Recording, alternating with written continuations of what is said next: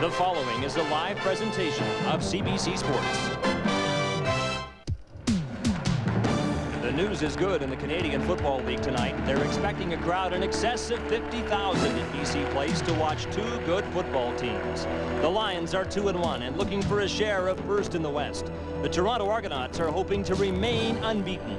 BC versus Toronto in Week 4 of the CFL on CBC. There is some history in this matchup. In the early 80s, Bob Obilovich led the Toronto Argonauts to a Grey Cup victory at BC Place. 8 years later, Obilovich has taken up permanent residence in Vancouver. He runs the Lions now, and with the benefit of a talented offense built around an outstanding quarterback. Doug Flutie in most quarterbacking categories. Matt Clark is one of the CFL's top receivers. And John Volpe has been a rookie running back sensation. When Obilovich was coaching Toronto, Adam Rita coordinated the BC offense. Well enough, the Lions won the Grey Cup in '85. Now Rita is head man in Toronto, and he has no end of offensive weapons at his disposal. Pinball Clemens has overshadowed the Rocket, and Ricky Foggy has filled in adequately for injured quarterback Matt Dunnigan. Rita also has a swarming defense led by an outstanding linebacking core. The question is, can it shut down the BC Lions tonight?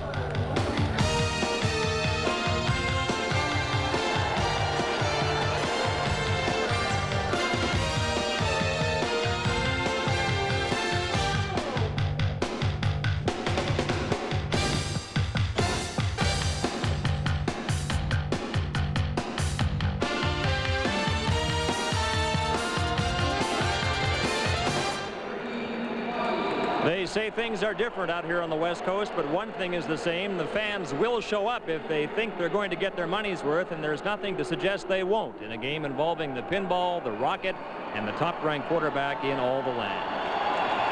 Welcome to BC Place, everybody. We won't know the actual crowd count until halftime, but we already know that advanced sales of 50,000 have guaranteed the largest crowd for any CFL stadium this season. We'll also know by halftime if the Argo defense is in for another big night. And to talk some more about that, let's hear from Don Whitman and Joe Gallat. Thanks, Scott. Hi, everybody. Joe, last year when they were setting a record for scoring points, the Argos had a slogan, shoot the lights out. This year, they're not scoring nearly as many points, but more importantly, neither is the opposition. Well, that's offense sells tickets, and we're seeing that tonight, but defense wins football games. The Argos have a defense. And that defense is anchored by their linebackers, Don Moan, Darrell Ford, and Chris Gaines. Ford, last week, was named the outstanding defensive player in the CFL for his effort against Winnipeg.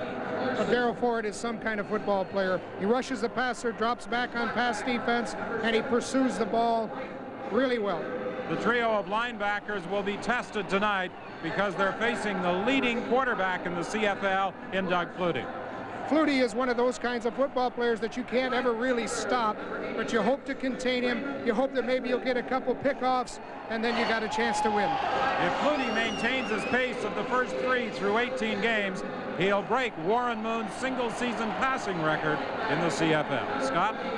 Don, whatever happens in this game tonight, Doug Flutie already has them talking football out here on the West Coast, and we'll spend some time with him away from the ballpark on Live at the Half. We'll also go coast to coast to advance as best we can the stories in Week 4 of the CFL. You're watching the CFL on CBC, live from Vancouver.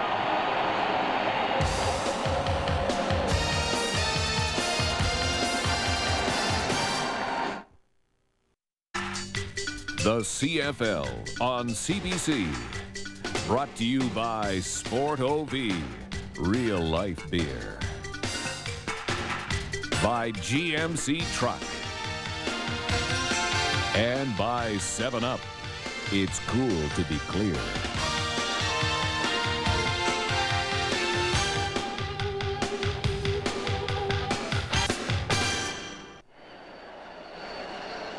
A beautiful night in Vancouver and a large crowd at the Dome to watch the #1 team in the East, the Toronto Argonauts, go against the BC Lions, a team that hopes to improve its record to 3-1 and hand the Argos their first loss of the season. Ladies and gentlemen, tonight it is our pleasure to welcome international Records recording artists Amy, Sylvana, and Camille. Please rise and join in the singing of O Canada with Vancouver's own West End Girls.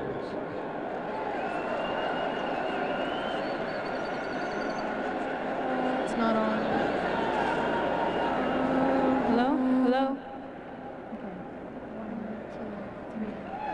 Oh, Canada, our home and native land, true patriot love in all us command.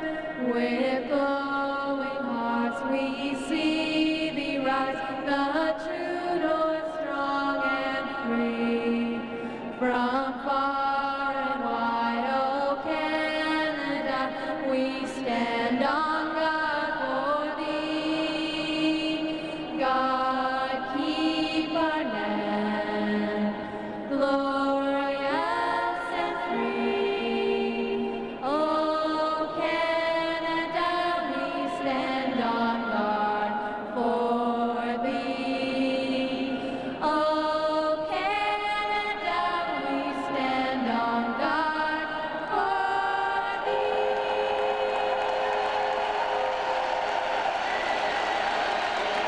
Well, John Candy, you see in the center of your screen, as he has been at the Sky Dome in Toronto in the 2 previous Argo home games, and as he was in the opener in Ottawa, here at the Dome in Vancouver, busy signing autographs. Bob Obilovich, the former head coach of the Toronto Argonauts, now in his first full term as head coach of the BC Lions, and he has this team playing exciting football, a record of 2-1.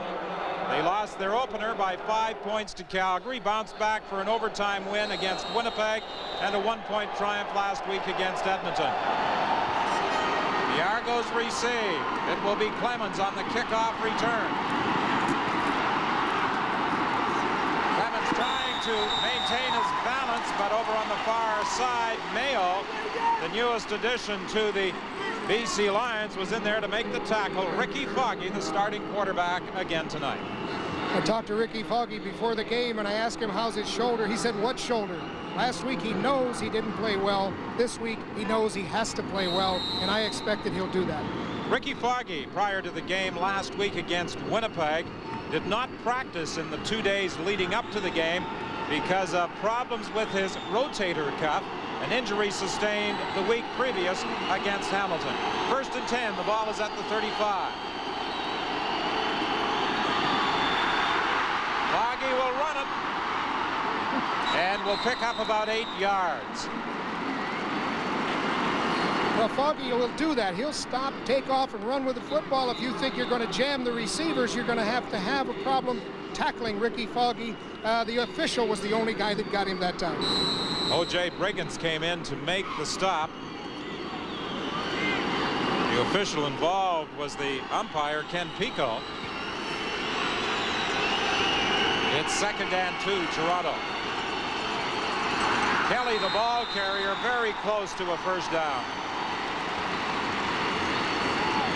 Toronto's got a solid offensive line unit, and what they want to do is just push the pile back, and they did that pretty well in that play. Adam Rita, the Toronto coach, in talking about his team and the offensive line of the BC Lions, when someone asked if BC had the #1 offensive line in the league, he said, no, I think they're #2.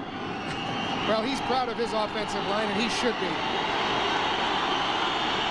Ball at the 46, 1st and 10. Kelly at the line of scrimmage, stopped by Derek McCready with help from Stuart Hill. Big play for the defense. They wanted to be able to control Toronto by getting them into long yardage situations. 2nd and long is what they're after. That's what they've got Toronto. So Foggy knows he's got to either go to Clements or Smith on these 2nd and long situations. He's going to get a lot of jam on the outside receivers.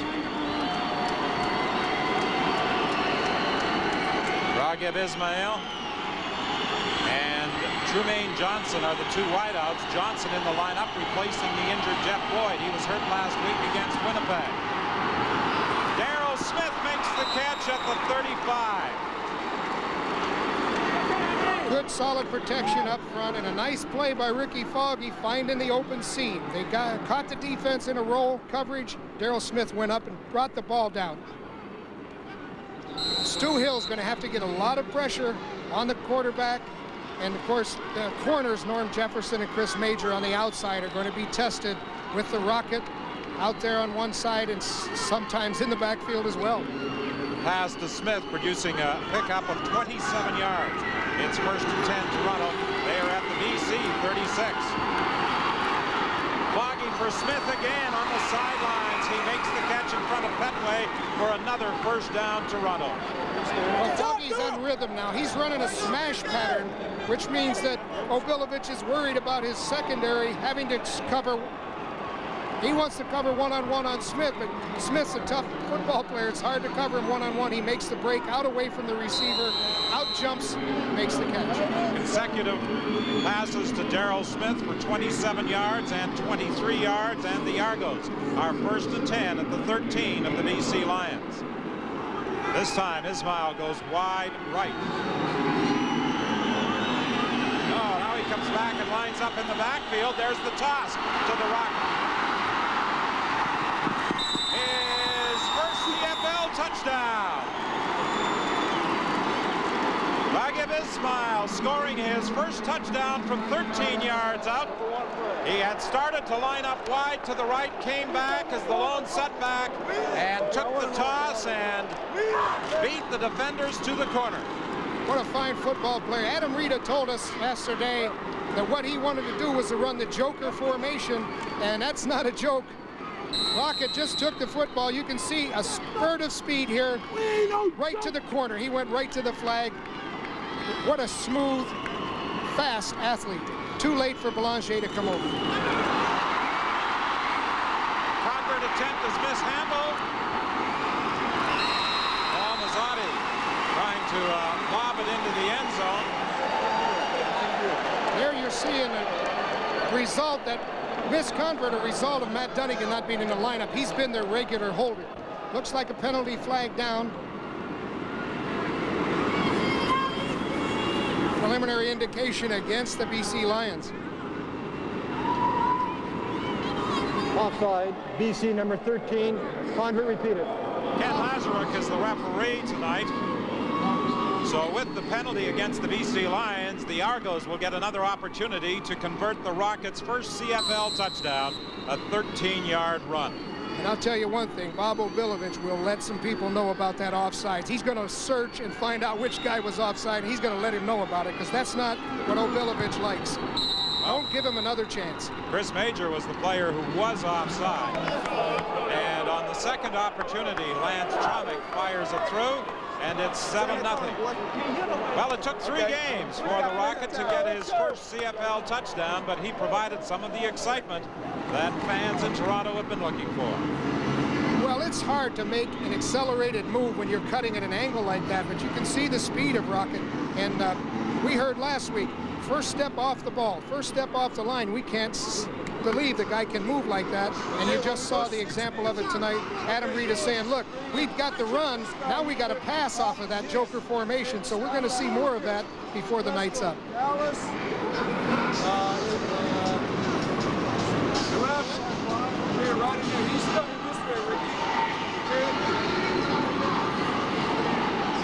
Well, the Rocket moved into fullback. He started to line up wide right, came into the fullback spot, and they ran the Rocket to the strong side, and the result was a 13-yard touchdown. Lorenzo Graham on the kickoff return for BC. He's out to the 43. Keith Kelly is there to make the tackle. It's 1st and 10, BC. A 28-yard run back by Lorenzo Graham. And here's the league's top quarterback, Doug Flutie. Doug Flutie's been having a great season, and as you alluded to at the beginning of the show, he has a chance to break all of those records that Warren Moon set. And I know the people in New England are happy about the way Doug Flutie's playing right now. Warren Moon had 5,640 yards in 1983. John Volpe, the number 4 rusher in the CFL, picks up a couple of yards. Don Wilson came up to make the tackle. He's been quite a story. John Volpe out of Stanford University. Well, he came into training camp and never looked back. He took over and became the starting running back. What a good football player he is. Never get a solid tackle on Volpe. 2nd and 8. Flutie to the sidelines for Etheridge. And Etheridge is going to be stopped short of a first down by Don Moan. Toronto has the Rocket. BC has the Missile. That's the nickname for Ray Etheridge, whose claim to fame is that he beat the Rocket in a 100-meter sprint when they were in high school. But what grade was the Rocket in? He might have been in grade school. But the Missile caught a nice pass on that play. They had a throwback situation, and they caught good pickup on the blitz. The difference between the Missile and the Rocket, about $17.85 million. They play for the fun of it, Don. Pinball Clemens on this punt return. As Adam Rita said, he can make you miss in a phone booth. And he is going all the way. The Rocket escorting Mike Pinball Clemens 94 yards into the end zone for Toronto's 2nd touchdown of the game. Well, Pinball Clemens set up just about everything that you saw on the field. He went from the left side to the right side, back to the left side again, and there was some tremendous blocks set up along the way. Great peel-back blocks, and Pinball used them to his advantage. But Mike Clemens last year led the CFL, established a record with 3,300 yards. Coming into this game, Clemens had 464 yards with 94. He now moves up to 558. this is exactly what the coach doesn't want to see. 2-touchdown lead this early.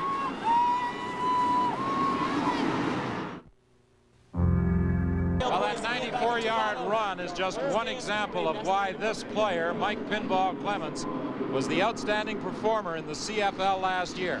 He's got some great moves, Joe. He doesn't have the flat-out speed of the Rocket, but he is the shiftier of the two, I would suggest. He's got the ideal changeup. What he does is he changes direction so quickly and without losing any speed. He got tremendous stop-start ability. And you can see that he's picking up blockers as he goes by, but he makes a lot of people miss, about 6 of them on his own, and he got 6 good blocks. So 5 minutes into this football game, the Toronto Argonauts have a 14-0 lead. The BC Lions in a hole.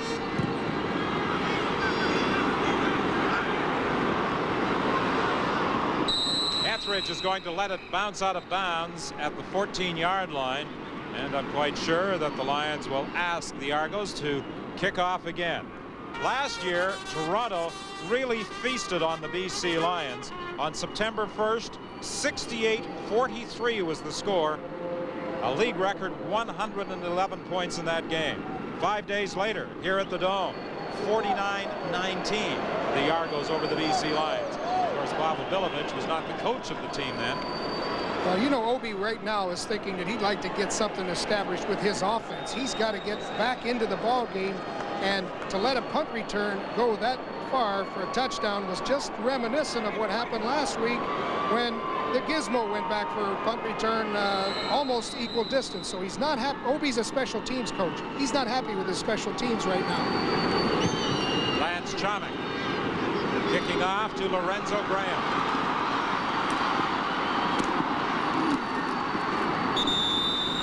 Brings the ball back to the 44-yard line. So again, the BC Lions have good field position. Doug Flutie is not without some weapons. We talked about Volpe at the top, and Volpe's one fine football player. So he's got that ability to keep the defense honest. And then, of course, he's got the missile in Raymond Etheridge outside. First and 10. The ball is at the 44. The difference between Flutie and, say, a Tracy Ham is that Tracy Ham will go to the outside. Flutie does a lot of his scrambling between the tackles. Volpe gets across the 50 to the 51.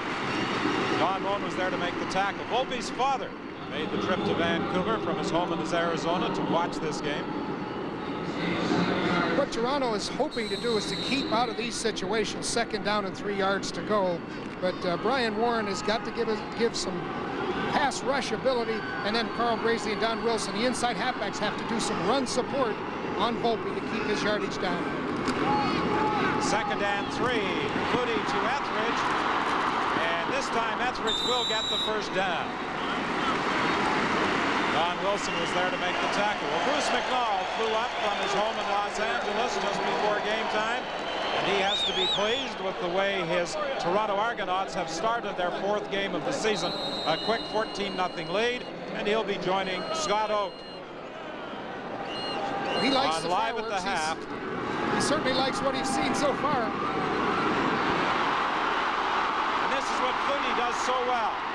If he gets into trouble, he runs, but usually he picks up a little more yardage. Darryl Ford came up very quickly. Darryl Ford refused to be faked out of the play. What he wanted to do, he wanted to cut back to the inside, but they wouldn't let him do it, and the Blues Brothers are happy about that. You know, in Toronto they had the Blues Brothers. Here they got a whole bunch of Blues Brothers. I don't think they're the same group that entertained us at the Skydome a couple of weeks ago. Well, Ed Berry is the injured Toronto player. The Blues Brothers usually only make appearances at major events like playoffs, so it's quite an event here tonight to see the Blues Brothers dressed out in only, what, their 3rd home stand. Ed Berry out of Utah State, signing with the Argos as a free agent in September of 1988. One of the things that Obilovich talked about yesterday was he didn't want to see Flutie do so much passing on 2nd down and 3 yards, and that's exactly what we saw.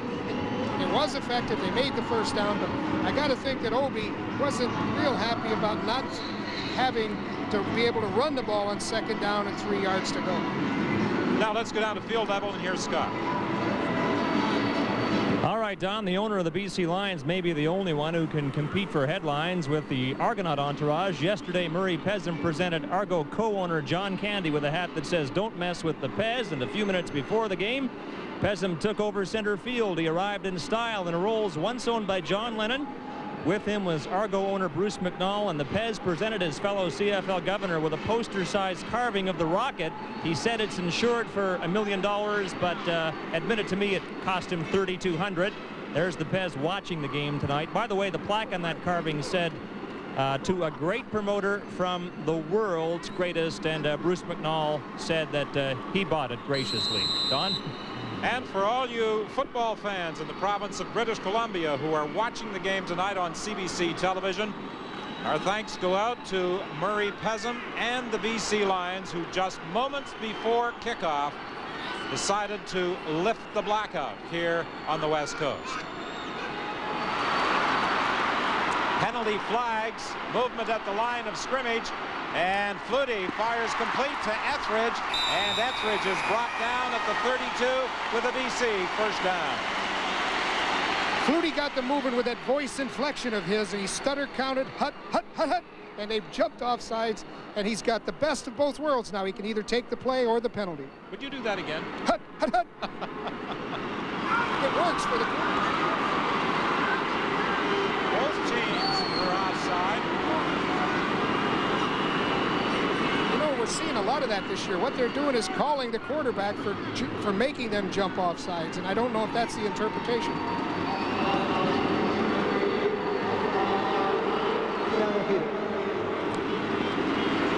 So that will negate the completion. Flutie to Etheridge. It will be 2nd and 6. The ball comes back to the 47-yard line. 14-0, the Argos lead. 7:41 is the time remaining in this opening quarter. Flutie finds Jay Christensen open at the 31. Donovan Wright, who comes into the ball game as an injury replacement for Ed Berry, made the tackle. So here you see why Flutie is leading the CFL in passing. He avoids the rush, he slides to the outside, and he finds Christensen coming back inside of Chris Gaines, and it's a nice pickup. Christensen had been hurt since training camp. his first game last week against Edmonton, made a significant contribution and has done so again tonight. Volpe carries inside the 25-yard line. One of the things that makes Volpe so effective is he's got such a quick start, and he has his eyes. They always say a good running back has eyes, and that's exactly what Volpe has, good eyes.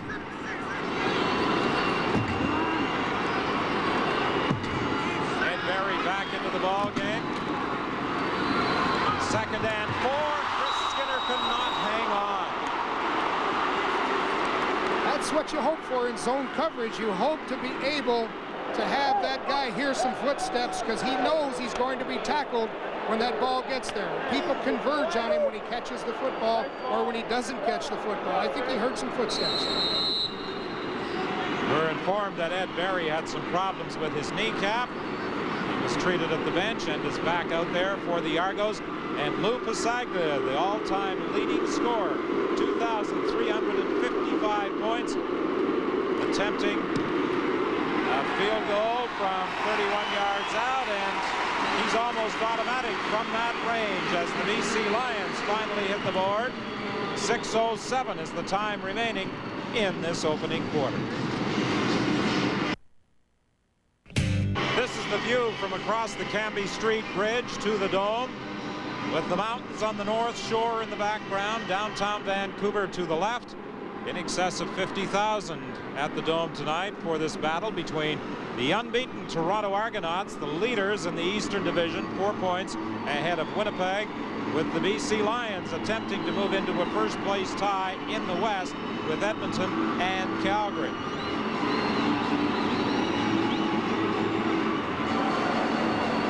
The Argos jumping off to that quick start. They're two big guns. First the rocket and then the pinball. 13 yards on a touchdown run for the rocket. 94 yards on a punt return for Pinball Clemens.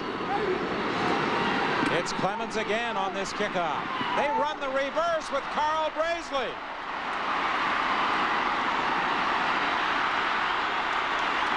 And Braisley is stopped at the 41-yard line. Well, Coach Adam Rita dips into his bag of tricks again. He has shown something a little different in each of the first 3 games this year, and he comes up with another surprise tonight. I know Adam Rita feels a little bad about a Grey Cup back here in 1983 that he lost to Toronto, and the people in the stands were a little upset with his conservative play calling. This wasn't conservative. I like this. Braisley set it up. He's an old, wily veteran. He was in bad position, but he still made it work. 1st and 10 from the 41. Draw play with Clemens. His advance is limited to about 7 yards. It will be 2nd and 3. Well, Chris Schultz and Dan Ferroni have done a good job of staying on their people, taking them the way they want to go. And that's murder when you have to tackle Clemens, because the way you want to go sometimes, that's not where Clemens will be. This offensive line of the Argos is anchored by those two, Schultz and Ferrone. They play the left side, Ian Beckstead the center, Skemp and Prunster on the right side. What is this, the best line in the CFL? According to Coach Adam Rita, it is. Ricky Foggy on a quarterback draw slipped, but I think he managed to recover and still got enough. Zoc Allen, the middle linebacker, made the tackle. That was draw all the way, but Foggy was so anxious to get started, he put the clutch in, and he slipped on the 50-yard line. But what an athlete. He came back, and he's near the first down marker. But I think 2 offensive lines tonight that we're seeing are very solid offensive lines.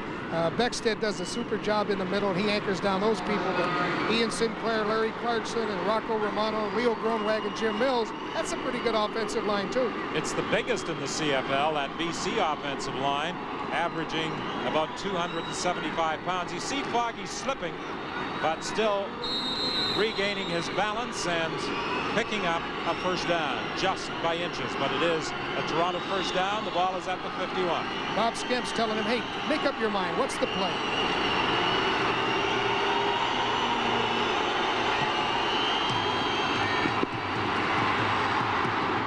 He throws it over the middle. Andrew Murray on the receiving end. He's a former BC Lion. Zoc Allen was there to make the tackle. Good Foggy did a good job at delivering that football. It's hard to throw when you're extended like he was, but he put the ball in there and did a nice job of making a bad play into a nice pickup. Murray at times is almost the forgotten man in that Toronto offense among that galaxy of stars. And Adam Rita realizes his value to the team. There's the pitch to pinball. Clemens, he gets the first down. O.J. Briggins came over to make the tackle. If you're wondering what O.J. stands for, Orenthal James. I thought it was orange juice. That was another guy. Well, this is an option play on the outside, and unfortunately O.J. had a good position, so he went through Foggy and almost took the head off of Michael Clemens. He and Zach Allen in the middle are both newcomers to that BC linebacking corps. Here's an audible. Foggy called this play at the line of scrimmage. 3 receivers to the left. Foggy's looking that way, throwing for Darrell Smith, incomplete. Ken Petway did a good job defending against the Toronto slot back. Petway's the veteran in that secondary, and you could see on that play that he wasn't fooled for a minute. Foggy tried to sell him on the short side passing and then came back to throw on it. Darrell Smith is trying to work to the inside. Petway studies his man. It's man-to-man coverage. He looks all the way to his man and comes back to play the football. A little bit underthrown by Foggy. Well, here's that same formation again, the 20 joker formation, the one that Toronto scored on, but this time the Rocket comes running out of there as a pass receiver, and Ricky Foggy is going to run and get the first down. You can never underestimate the value of a quarterback that can do that. They've done such a good job of coverage. Here they jammed all the receivers, which is what Obilovich promised to do. They're going to get up and make the receivers work to get some yardage downfield. Unfortunately, what Obilovich is saying is, hey, we got everybody with their back turned to the line of scrimmage, and Foggy takes off running. There's no defense for a running quarterback. Well, he was asking, I think, don't we have somebody spying on that man? Well, we asked him that yesterday, and he said no. He said they were just going to squeeze the quarterback. 14 yards the gain. Ricky Foggy getting the first down, giving the ball to Keith Kelly, who finds a big hole down to the 5-yard line. Petway and Major came over to make the tackle, but not before he had galloped for 27 yards. 2:05 remaining in this opening quarter, and the Toronto Argonauts are threatening to turn it into a rout. Well, Keith Kelly showed something there. He's had some opportunities to get things going, and that's exactly what he did on that play. What he did is he came back away from the flow and caught all of the people coming to the strong side of the field. What a nice run. Good acceleration. Back to the live action, the fake by Foggy. Now he pitches it out to Darrell Smith. A touchdown.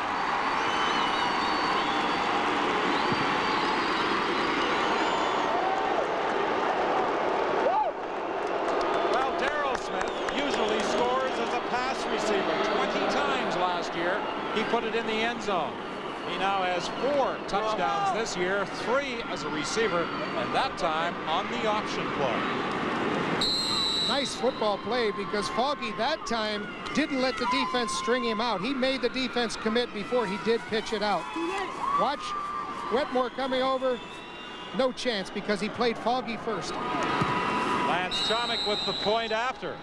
And 1:32 is the time remaining in this opening quarter. 21-3 is the score. We'll be back with the Toronto kickoff after this.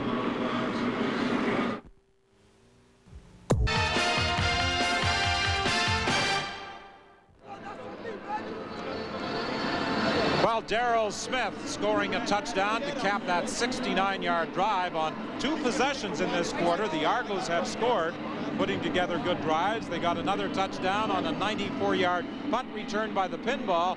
You don't usually expect to see a slot back as part of an option play.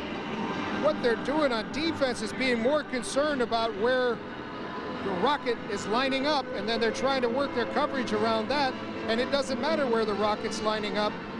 because Ricky Foggy has that running ability, and what he did, he worked his slot back Darrell Smith on the pitch man. What a good play.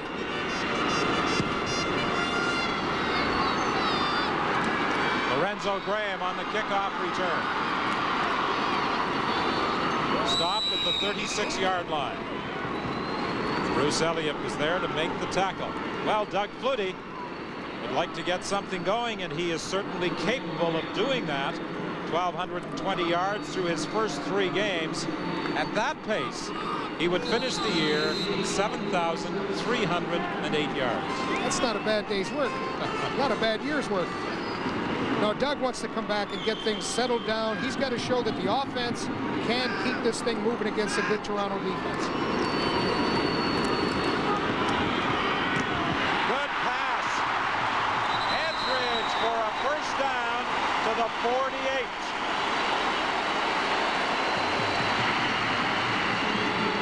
Flutie's working his receivers. He knows that there's a lot of inside-outside man-to-man coverage. They switch off quite a bit in Toronto, and what he did is took advantage of that. Some people might call that a pick. I think it was just a good pass play. To the live action, John Volpe with a good hole. Another first down for the BC Lions. Carl Braisley came up to make the tackle. You know, Volpe's father phoned the Vancouver Sun early in the year to apply for a subscription. Someone in the sports department happened to get wind of it and asked why. He said, well, my son John has just signed with the BC Lions. So they had the announcement prior to the BC Lions making the announcement. He leaked it out. Flutie's pass knocked down at the line of scrimmage by Leonard Johnson. He's a new addition to the Toronto Argonauts defensively. He takes over from the injured Rodney Harding. Well, Dennis Meyer's going to like this, because watch Leonard Johnson come up and bat the ball down. That's what you call a bat. That's what defensive linemen love to get. They love to reject that football back towards the quarterback. He was acquired from Ottawa as part of the John Kajemi trade. Flutie looking for Etheridge. He was trying to run before he had possession. Well, they had the mismatch that they wanted. They had Moan. Donnie Moan was on Etheridge. It would have been a good play. And that's the end of the opening quarter.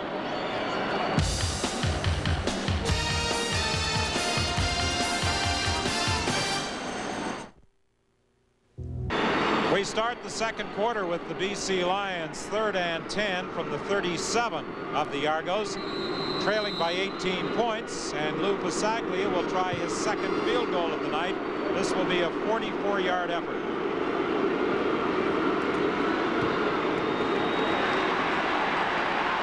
It hits the upright but goes through. Louis works on that in practice. It's a left upright bank through the middle of the goalpost.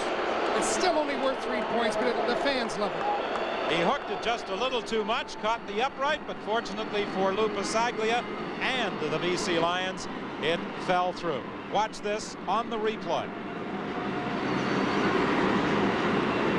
A little carom between the posts. Flutie with a little body English trying to help that ball through, and it works. He almost pulled his shirt off to get that ball through there. We need some points. That's what Obilovich said, too.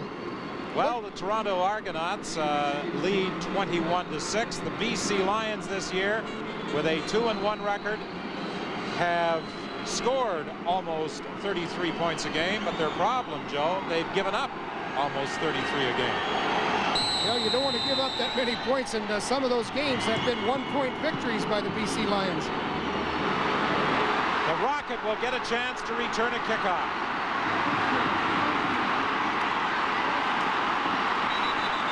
He got out to the 50-yard line. Lorenzo Graham came over to make the tackle. 38-yard run back for the Rocket, and statistically, this is what happened in the opening quarter. 143 net yards for the Argos. Time of possession, not that big a discrepancy. The big play in that opening quarter, though, was the 94-yard punt return by Mike Pinball Clemens. What a thing of beauty that was, and what I was impressed with in this last play, the Rocket put his shoulder down and he made some yards. I mean, he ran over some people when they got into a crowd, and when you get into traffic and you put the shoulder down and make some yards, that was for his teammates. That wasn't for his paycheck, it was for his teammates. Doug Hocking, a rookie from Surrey, is the injured BC Lion. I can remember Doug as a youngster working out with the BC Lions and then with the Surrey Rams. His mother's president of the Surrey Rams, and if you think anybody is tough, if you think Doug's tough, you should meet his mother. She wants to win, and they usually do. Well, Doug Hocking is up on his feet, and he'll be back in there, I'm sure. Adam Rita has to be extremely happy with the way his Argos have started this football game, racking up 21 first quarter points. Ricky Foggy has to be pleased as well. Foggy is airing it out for the Rocket. Knocked away. Norman Jefferson came across to knock it away. Foggy was looking all the way for the Rocket. Watched Jefferson turn and come with him. Studies the receiver, stays right on his back pocket, and just as the ball comes over, he makes the play.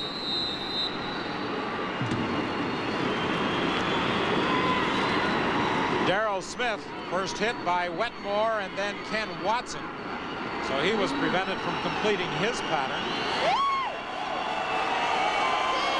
Second and 10, the ball is at the 49. This one is knocked down at the line of scrimmage. Dietrich Wise got a hand up and batted it down as Foggy attempted to throw. That's another bat. You know, in university, when those guys get bats, they get a free hamburger at their local restaurant. Sometimes a little sticker for their helmet. Watch his hand come up. This is what you call a bat.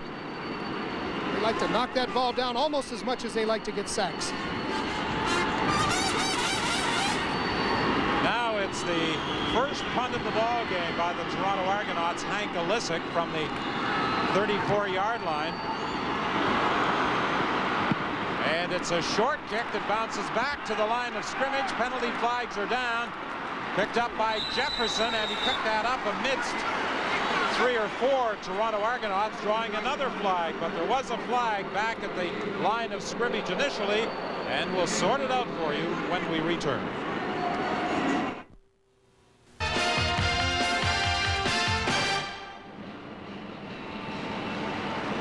Well, there were 3 penalties on the play, and the ball moves up to the 50-yard line.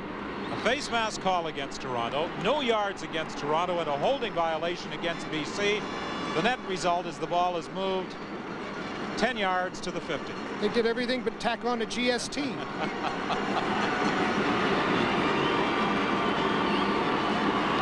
13:22 remaining in the first half. 21-6 is the score. The BC Lions trail. They have it first and 10. The ball is at the 50. Toronto is going to try to get in Flutie's face. What Doug Flutie does best is he does that little half roll. He'll sprint out behind the tackle on either side, and their defense likes to overload to the side that he's sprinting, usually the wide side of the field, and hope that they can knock the ball down or at least destroy Flutie's vision. So far, it's been about 50-50. Flutie doesn't like that crowd noise. He wants to get that play called. He's trying to get the fans into the ball game now. He wants his center to hear the snap count. I guess that's his concern.